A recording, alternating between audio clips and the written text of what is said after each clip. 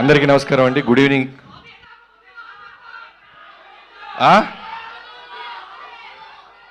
ఒకటి చెప్పండి. అంటే ఇందాక హీరోయిన్ ఎక్కితే అమ్మాయి ఎవరెక్కినా ఐ లవ్ యూ అన్నారు, మాకేదో అరుస్తున్నారు. అది తక్కువ మాట్లాడతాను, ఎక్కువ అరిస్తే కన్ఫ్యూజ్ ఉన్నది పోద్ది. ఫ్యాన్స్ అందరికీ, మాస్ మహారాజ్ గారి ఫ్యాన్స్ అందరికీ నమస్కారం. నాకు ఎప్పుడు రవితేజ గారిది ఏ ఈవెంట్ ఉన్నా పిలిచినా పిలవపోయినా నాకే వచ్చేయాలనిపిస్తుంది. ఎందుకంటే 2014 మీ అందరికి గుర్తుందో లేదో, ఇవాళకి నేను ఎన్ని సినిమాలు తీసినా, ఎన్ని బ్లాక్ బస్టర్లు తీసినా, ఆ ప్రోమో అన్నా నీలాంటోడు ఒకడు ఉండాలి ఇండస్ట్రీకి, ఎంతోమంది ట్రైన్లోకి వచ్చిన అసిస్టెంట్ డైరెక్టర్ చేసే ఒక వీసా మీరని చెప్పాను. అలా ఇవాళ రోజున ఎంతోమంది డైరెక్టర్లు మేము ఏ సినిమాలు చేసినా నువ్వు పెట్టిన భిక్షే అన్న, మీరు అవునన్నా కాదన్నా, వి లవ్ యూ ఆల్వేస్. నేనింతేలో డైలాగ్ ఉంటుంది, సక్సెస్ వచ్చినా ఫ్లాప్ వచ్చినా సినిమా సినిమా సినిమా అని. అది డైలాగ్ కాదు, ఆయన వ్యక్తిత్వం. సక్సెస్ వచ్చినా షూట్లోనే ఉంటారు, ఫెయిల్యూర్ వచ్చినా మళ్ళీ షూట్లోనే ఉంటారు. హానెస్టీగా డైరెక్టర్ ఏది చెప్తే అది చేసుకుంటూ వెళ్తున్న మాస్ మహారాజ్ గారికి త్వరలోనే చేస్తాను తమ్ముళ్ళు, త్వరలోనే చేస్తాను. గ్యాప్ లేకుండా దూసుకుంటూ వెళ్ళిపోతున్నారు ఆయన. ఏదో ఒక గ్యాప్లో అప్లికేషన్ పెట్టి వచ్చేస్తాను. సో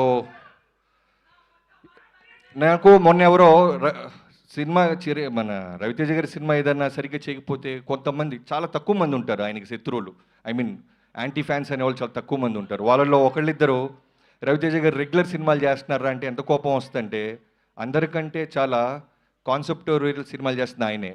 షాక్ కానీ, నా ఆటోగ్రాఫ్ కానీ, శంభో శివ శంభో కానీ, ఎంతో సినిమాలు ఆయన ప్రయత్నిస్తానే ఉన్నాడు. ఆ సినిమాలు కనుక మనం నిజంగానే పెద్ద ఫిగర్లు చేసుంటే నిజంగానే కమర్షియల్ సినిమాలతో పాటు అవి కూడా ప్యారలల్ చేసి ఉండేవాళ్ళు.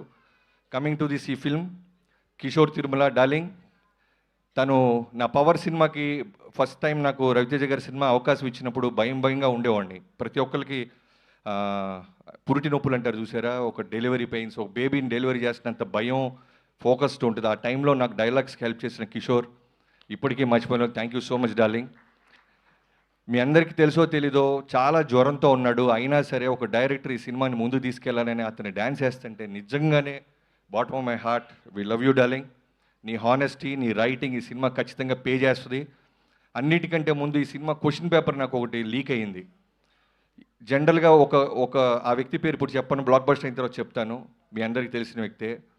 చాలా అంటే చాలా పక్కాగా చెప్తాడనమాట. నేను రవితేజ గారి సినిమా ఏది వచ్చినా ఫస్ట్ అన్నీ అడుగుతాను ఎలా ఉందని. అలాంటిది ఈ సినిమా రాత్రి చూడటం జరిగింది. అతను చాలా ఎక్స్ట్రాడినరీగా ఉందని చెప్పాడు. ఆ సినిమా ఖచ్చితంగా ఈ సినిమా బ్లాక్ బస్టర్ అంటానని ఇదే బెస్ట్ ఎగ్జాంపుల్.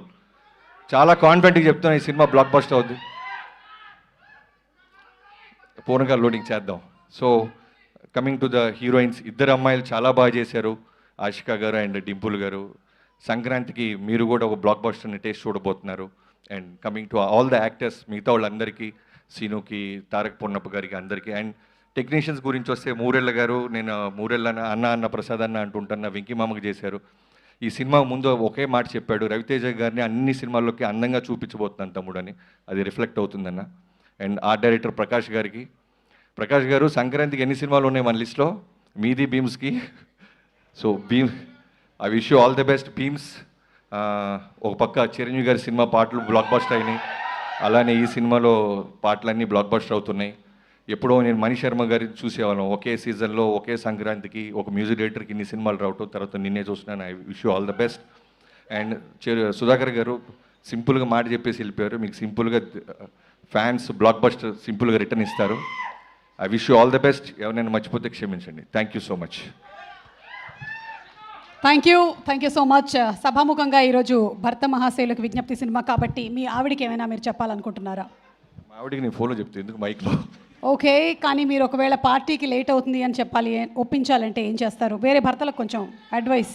ఏమండి, మగాళ్ళందరూ మొగుళ్ళందరూ ఒకటే, బయట తోపులైనా సరే భార్యల దగ్గర బెండ్ అయి ఉంటాం అంతే. అది okay, yeah got it. Very క్లీన్గా క్లియర్గా అందింది.